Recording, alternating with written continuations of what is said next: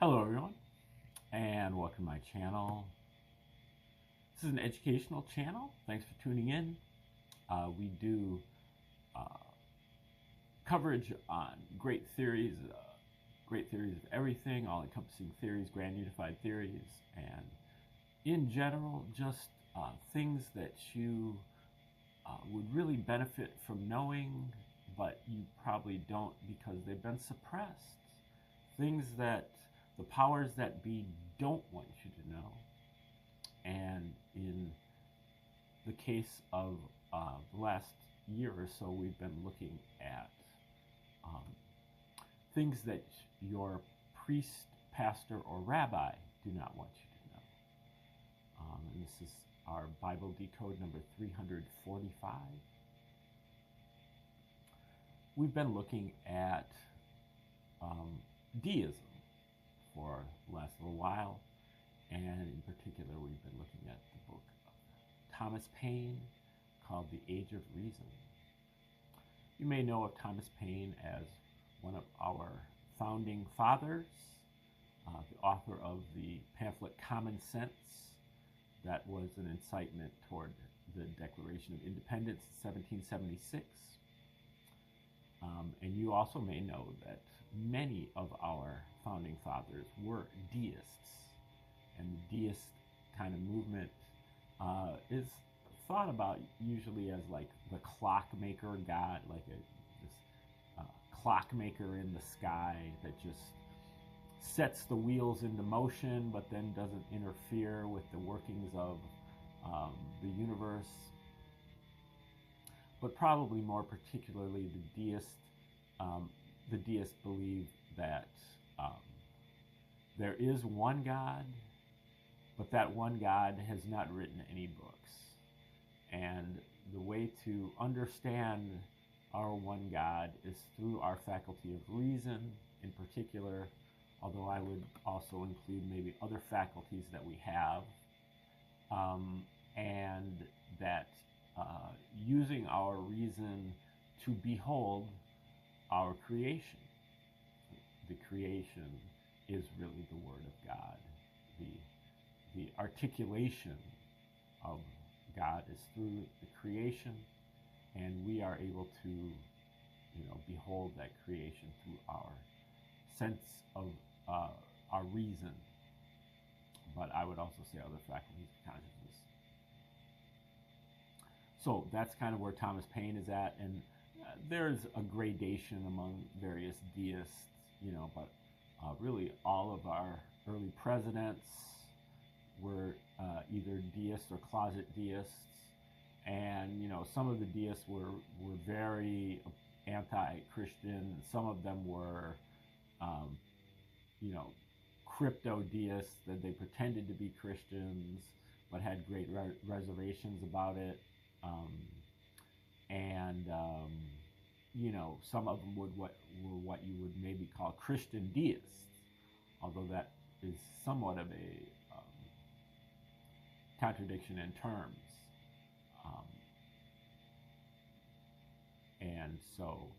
But the main point for Thomas Paine is that the Bible itself, he really refers to the Old Testament as the Bible and the New Testament as the Testament. But that, the Bible is not something that you should be looking at for any type of religious guidance. More your own reason and the creation itself. And so we're on part 2 of this book, which is going over the Old Testament, or the Bible. And he's been talking about the prophets here. We just got done talking about Isaiah and Jeremiah, and a little bit about Ezekiel and Daniel. Now, he does claim that Ezekiel and Daniel may have actually been authentic books, that they were maybe written by the actual people that they say wrote the book, unlike the books of Moses and Joshua and Isaiah and Jeremiah. So we're going to start here where he's talking about Ezekiel. Ezekiel begins his book by speaking of a vision of cherubims and of a wheel within a wheel, which he says he saw by the river Chebar in the land of his captivity. Is it not reasonable to suppose that by the cherubims he meant the temple at Jerusalem, where they had figures of cherubims? And by a wheel within a wheel, the project or means of recovering Jerusalem. In the latter part of his book, he supposes himself transported to Jerusalem. Remember, Ezekiel was living in exile here by the, I don't know if it was the Persians or the Babylonians, but I guess we'll probably find out. He supposes himself transported to Jerusalem and into the temple, and he refers back to the vision on the river Chebar and says in chapter 43, verse 3, that this last vision was like the vision on the river Chebar, which indicates that those pretended dreams and visions had for their object the recovery of Jerusalem, and nothing further. As to the romantic interpretations and applications, wild as the dreams and visions they undertake to explain, which commentators and priests have made of those books, that of converting them into things which they call prophecies, and making them bend to times and circumstances as far remote even as the present day. It shows the fraud or the extreme folly to which credulity or priestcraft can go. Scarcely anything can be more absurd than to suppose that men situated as Ezekiel and Daniel were, whose country was overrun and in the possession of the enemy, all their friends and relations in captivity abroad, or in slavery at home, or massacred, or in continual danger of it. Scarcely anything, I say, can be more absurd than to suppose that such men should find nothing to do but that of employing their time and their thoughts about what was to happen to other nations 1,000 or 2,000 years after they were dead. At the same time, nothing more natural than that they should meditate the recovery of Jerusalem and their own deliverance, and that this was the sole object of all the obscure and apparently frantic writing contained in those books. In this sense, the mode of writing used in those two books, being forced by necessity and not adopted by choice, is not irrational, but if we are to use the books as prophecies, they are false. In Ezekiel 29:11, speaking of Egypt, it is said, "No foot of man shall pass through it, nor foot of beast pass through it. Neither shall it be inhabited for 40 years." This is what never came to pass, and consequently it is false, as all the books I have already reviewed are. I here close this part of the subject. In the former part of the Age of Reason, I have spoken of Jonah and of the story of him and the whale, a fit story for ridicule if it was written to be believed, or of laughter if it was intended to try what credulity could swallow. For if it could swallow Jonah and the whale, it could swallow anything. But as is already shown in the observations on the book of Job and Proverbs, it is not always certain which of the books in the Bible are originally Hebrew or only translations from the books of the Gentiles into Hebrew. And as the book of Jonah, so far from treating of the affairs of the Jews, says nothing upon that subject, but treats altogether of the Gentiles, it is more probable that it is a book of the Gentiles than of the Jews. and that it has been written as a fable to expose the nonsense and satirize the vicious and malignant character of a Bible prophet or a predicting priest. Now, I guess when he's meaning Gentiles, maybe he's just meaning pagans.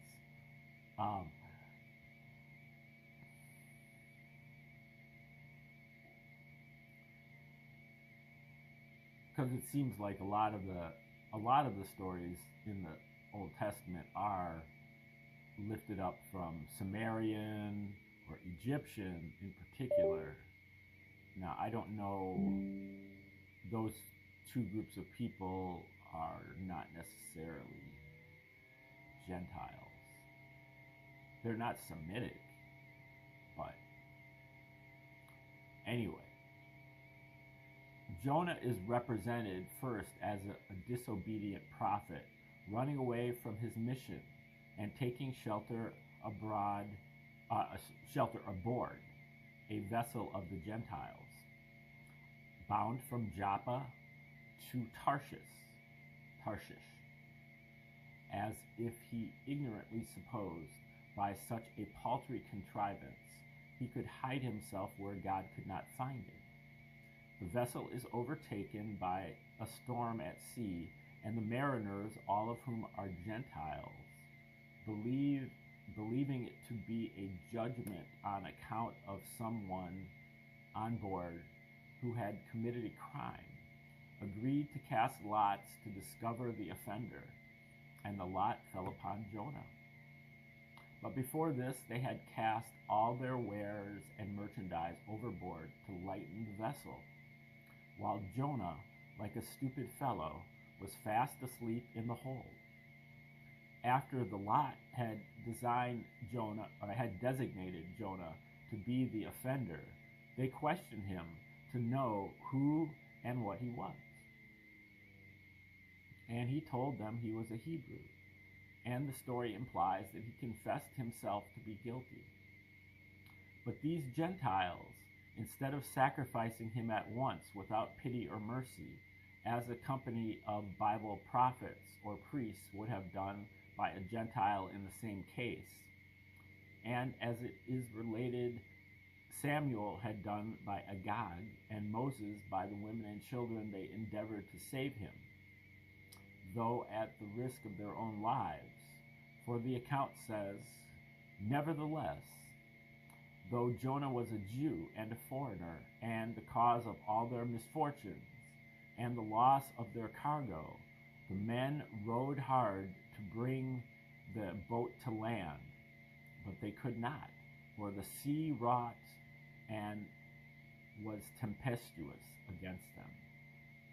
Still, however, they were unwilling to put the fate of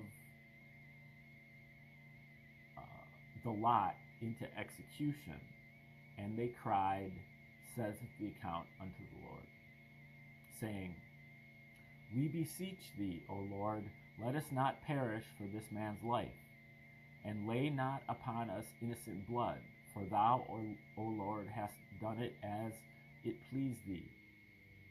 Meaning thereby that they did not presume to judge Jonah guilty, since that he might be innocent, but that they considered the lot that had fallen upon him as a decree of God, or as it pleased God. The address of this prayer shows that the Gentiles worshipped one supreme being, and that they were not idolaters as the Jews represented them to be. But the storm still continuing and the danger increasing, they put the fate of the lot into execution and cast Jonah in the sea, where, according to the story, a great fish swallowed him up whole and alive. We have now to consider Jonah securely housed from the storm in the fish's belly. Here we are told that he prayed, but the prayer is a made-up prayer taken from various parts of the Psalms without connection or consistency, and adapted to the distress, but not at all to the condition that Jonah was in. It is such a prayer as a Gentile who might know something of the Psalms could copy out for him. This circumstance alone, were there no other, is sufficient to indicate that the whole is a made-up story.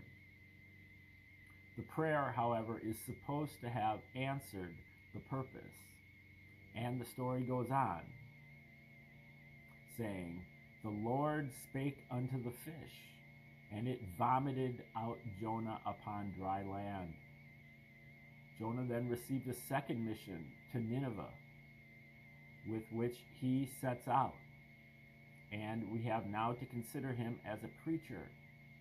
The distress he is represented to have suffered, the remembrance of his own disobedience as the cause of it, and the miraculous escape he is supposed to have had, were sufficient, one would conceive, to have impressed him with sympathy and benevolence in the execution of his mission. But instead of this, he enters the city with denunciation and malediction in his mouth, crying, "Yet 40 days, and Nineveh shall be overthrown." We have now to consider this supposed missionary in the last act of his mission. And here it is that the malevolent spirit of a Bible prophet or of a predicting priest appears in all that blackness of character that men ascribe to the being they call the devil. Having published his predictions, he withdrew, says the story, to the east side of the city. But for what? Not to contemplate in retirement the mercy of his Creator to himself or to others, but to wait with malignant impatience the destruction of Nineveh. It came to pass, however, as the story relates, that the Ninevites reformed, and that God, according to the Bible phrase, repented him of the evil he had said he would do unto them, and did it not. This, saith the first verse of the last chapter, displeased Jonah exceedingly, and he was very angry. His obdurate heart would rather that all Nineveh should be destroyed, and every soul, young and old, perish in its ruins, than his prediction should not be fulfilled. To expose the character of a prophet still more, a gourd is made to grow up in the night that promises him an agreeable shelter from the heat of the sun, in the place to which he is retired. And the next morning it dies. Here the rage of the prophet becomes excessive, and he is ready to destroy himself. "It is better," said he, "for me to die than to live." This brings on a supposed expostulation between the Almighty and the prophet, in which the former says, "Doest thou well to be angry for the gourd?" And Jonah said, "I do well to be angry even unto death." Then said the Lord, "Thou hast had pity on the gourd, for which thou hast not labored, neither madest it to grow, which came up in a night, and perished in a night. And should not I spare Nineveh, that great city in which are more than 70,000 persons that cannot discern between their right hand and their left?" Here is both the winding up of the satire and the moral of the fable. As a satire, it strikes against the character of all Bible prophets and against all the indiscriminate judgments upon men, women, and children with which this lying book, the Bible, is crowded, such as Noah's flood, the destruction of the cities of Sodom and Gomorrah, the extirpation of the Canaanites, even to suckling infants and woman with child, because the same reflection that there are more than 70,000 persons that cannot discern between their right hand and their left, meaning young children, applies to all their cases. It satirizes also the supposed partiality of the Creator for one nation more than for another. As a moral, it preaches against the malevolent spirit of prediction, for as certainly as a man predicts ill, he becomes inclined to wish it. The pride of having his judgment right hardens, his heart, till at last he beholds with satisfaction or sees with disappointment the accomplishment of the failure of his predictions. This book ends with the same kind of a strong and well-directed point against prophets, prophecies, and indiscriminate judgments as the chapter that Benjamin Franklin made for the Bible about Abraham and the stranger ends against the intolerant spirit of religious persecution. Thus much for the book Jonah. But I thought we were talking about Ezekiel. He just went off on a tangent there. Of the poetical parts of the Bible that are called prophecies, I have spoken in the former part of the Age of Reason, and already in this, where I have said that the word prophet is the Bible word for poet, and that the flights and metaphors of those poets, many of which have become obscure by the lapse of time and the change of circumstances, have been ridiculously erected into things called prophecies and applied to purposes the writers never thought of. When a priest quotes any of these passages, he unriddles it agreeably to his own views and imposes that explanation upon his congregation as the meaning of the writer. The whore of Babylon has been the common whore of all priests, and each has accused the other of keeping the strumpet. So well do they agree in their explanations.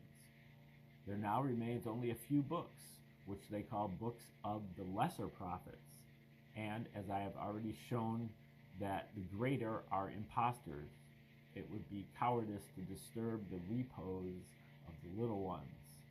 Let them sleep then in the arms of their nurses, the priests, and both be forgotten together. I have now gone through the Bible as a man would go through a wood with an axe on his shoulder and fell trees. Here they lie, and the priests, if they can, may replant them. They may perhaps stick them in the ground, but they will never make them grow. And I pass on to the books of the New Testament. Well, that kind of left me a little bit lacking. He didn't cover Ezekiel, Daniel, didn't cover any of the minor prophets, and just kind of passes it over, says he chopped down a tree in his treatment of the Old Testament.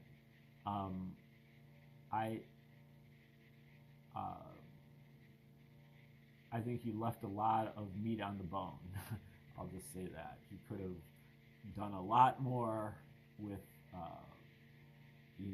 the way that he attacked the Old Testament. Some of the stuff in the earlier parts, I could get with. But he did a lot of nitpicking, and he did a lot of things that were a little bit speculative and didn't really hit the points that at least I wanted it to hit. So now he's going to pass on to the New Testament, and we will see what he does with the New Testament when we return tomorrow to read some more from Thomas Paine's Age of Reason. Now, this is just one of many ciphers that we're going to use to decode the Bible, in particular the New Testament at this point. I've recorded hundreds of videos already on various other approaches to looking at the New Testament, and so you might want to refer to some of those. I think a lot of those hit a lot harder and are a lot more relevant than what we're doing here with this common sense, or with this Age of Reason by Thomas Paine. But I do believe that the idea of deism is really on point, especially for truthers, and especially at this time in our kind of history here, where we're right on the cusp of this great awakening, and the world is about to really change, and people are really waking up, but to limit it to a Christian type of movement and a Christian point of view, I think is a big mistake, and that a more deist foundation is something that doesn't insult the intelligence of too many people, and that it is founded on truth, which requires evidence. And there is no evidence that the Bible is the Word of God. And even though most Christians read it as such, they read it, and their truth, they say they're truthers. They read everything with a critical eye. They decode everything. They think everything is a psyop, except for this book here that is written by God. And so we're going to accept everything in this book uncritically. That's not what a truther does. And so that's why I'm trying to focus here on the deism aspect of this. Okay, well, like, share, subscribe, comment, and we will return tomorrow to learn more about Thomas Paine's Age of Reason, see if he can get back on track with his criticism, because some of his stuff is really, I think on point, but does tend to ramble. I guess a lot of people named Thomas tend to ramble. So have a great night, and we'll see you next time.